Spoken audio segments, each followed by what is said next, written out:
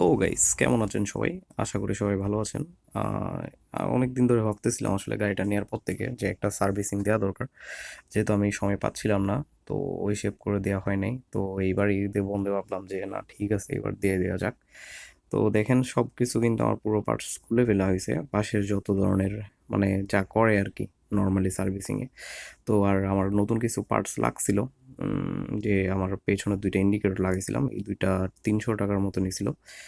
এরপর ওই যে চেইন প্রিমিয়ামটা চলে গেছিলো সামনের, ওইটাও নিছি।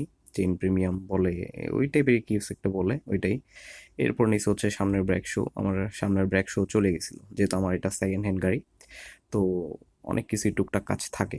আহ, এই গাড়িটা আমি অনেক, এই ধরেন 2 মাস আগে নিয়েছিলাম, বাট আমি কোনো কাজ করাই নাই এখনো।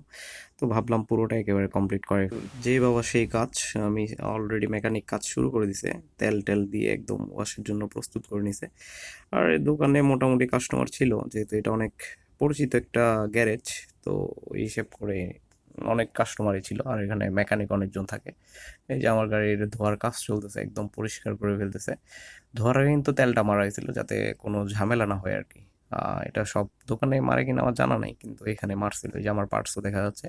আর এই গ্যারেজটা হচ্ছে আপনার আমাদের এইদিকেই, রাউজান নোয়াপাড়া ওই পথেই আছে। ওই মিয়ার ঘাটা বললে ওইখানে একটাই গ্যারেজ আছে। ওই গ্যারেজের ওইখানে আমি কাজটা করাইছিলাম। টোটাল সার্ভিসিং কস্ট নিছিল হচ্ছে আমার থেকে 1,000 টাকা। আর মালামালগুলো আমার, আর বাকি ওইখানে রাসেল ভাই আছে,